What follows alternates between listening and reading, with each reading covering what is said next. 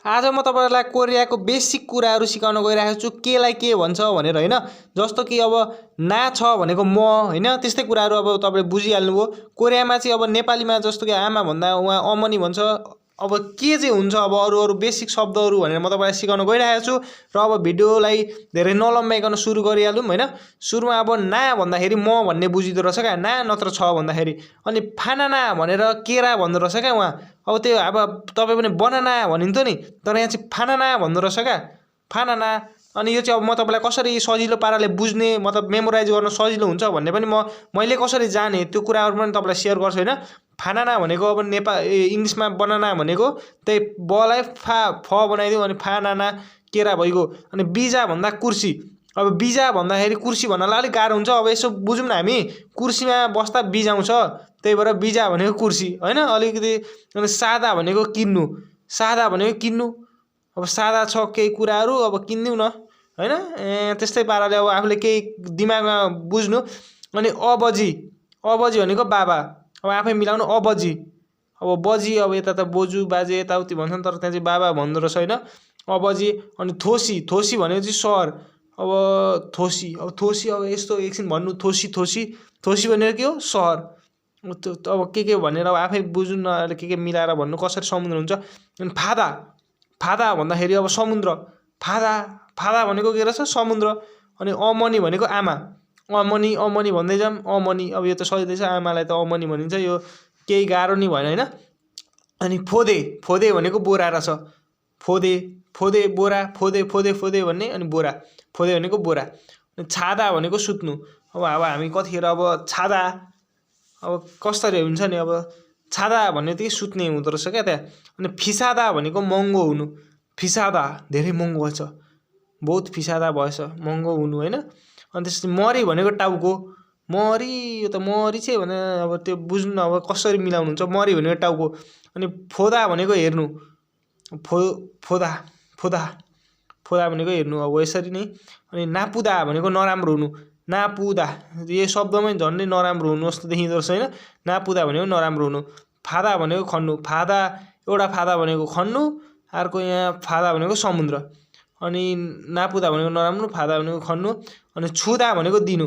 अब कसरी दिइन्छ भन्दा दिँदाखेरि छुइयो भन्ने सोचौँ न, त्यही भएर छुदा भनेको दिनु। अनि फाफुदा, फाफुदा भनेको व्यस्त हुनु। फाफुदा, व्यस्त हुनु। खाबी, खाबी भनेको कैँची। खाबी भनेको कैँची रहेछ। अनि त्यस्तै मोजालाई चाहिँ टोपी भन्दो रहेछ उहाँ। यो त झन् सजिलो छ हामीलाई, मोजा टोपी सकियो हैन, यो त केही छैन आउँदो पार्न। अनि मासिदा भनेको पिउनु रहेछ उहाँ। मासिदा, मासिदा, मासिदा भनेको पिउनु। अनि तपाईलाई सजिलो पारा चाहिँ कसरी हुन्छ भन्दा तपाई एउटा अब यो के अरे नेपालीमा बुझ्नु तपाईँ यसलाई के भन्छ, अनि अरूलाई कोरियामा सोध्न लाउनु, आफू नेपालीमा उत्तर दिनु, त्यस्तो गर्दा सजिलो हुन्छ है। अनि मासिदा भनेको पिउनु। साझा भनेको सिंह, सबैको सार्वजनिक हैन, सिंह यता जनावर राजा। अनि हादा भनेको गर्नु। हादा केही गर्नु हैन। अनि रादियो भनेको रेडियो। यो त झन् यति सजिलो छ, रादियो, रादियो रेडियो, यो हामीलाई आइहाल्छ। हामा भनेको गैँडा। हामा भनेको गैँडा भइगयो। जानुलाई खादा, जानुलाई खादा। अनि अब नारा भनेको देश। अब केमा चाहिँ नारा जुलुस हुन्छ, देशमा हुन्छ, त्यसरी बुझौँ। अनि नाइ भन्दाखेरि उमेर। अब कसै तेरो उमेर के भन्दा नाइ म भन्दिनँ मेरो उमेर भन्दा त्यस्तै त्यस्तै मिलाएर उमेर भइगयो। अझै भनेको हिजो, आज भनेको हिजो, अझै भनेको हिजो भनेर भनिदिउँ। हारु भनेको दैनिक। हारु, हारु, हारु भनेको दैनिक। सागुवा, सागुवा भनेको स्याउ, सागुवा। अनि त्यसपछि अब अरू एक दुईवटा छ।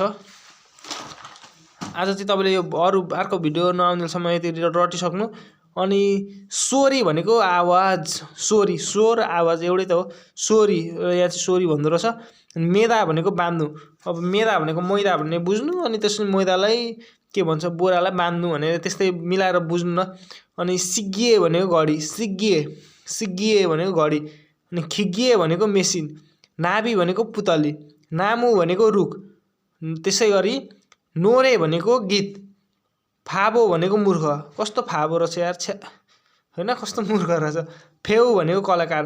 फेउ भनेको कलाकार। टाइम चाहिँ लाग्छ 2-4 चोटि 10 चोटि जति पढ्नै पर्ने हुन्छ है। अनि सेरो भनेको नयाँ। सेरो फेरो नयाँ, यसो घुमघाम गरौँ न भन्ने कुरो, त्यसरी बुझ्न।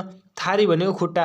इमा भनेको निधार, बिसा भनेको उइसा, बिसा भनेको डाक्टर हो, उइसा भनेको पनि डाक्टर हो, अनि अर्को फाक्सा कि खै के भन्ने पनि उतो नै हुन्छ।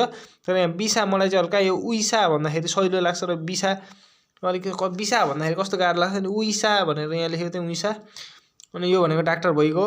सदा भनेको उभिनु, सदाबार उभिउँ न भन्ने कुरा त्यस्तै अब बुझ्नु न कसरी बुझ्नुहुन्छ पढ्दा।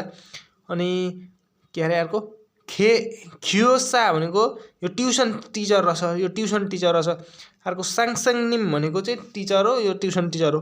अनि खासी भनेको काँडा। ल यति तपाईँले पढेर भोलि अर्को भिडियो आउँदैछौँ यति पढिसक्नु। अनि फेरि हामी यता पनि छ, यिनीहरू पनि छ, म तपाईँलाई पेसालाई के भन्छ के यस्ता उस्तो भनेर म सिकाउँछु है त।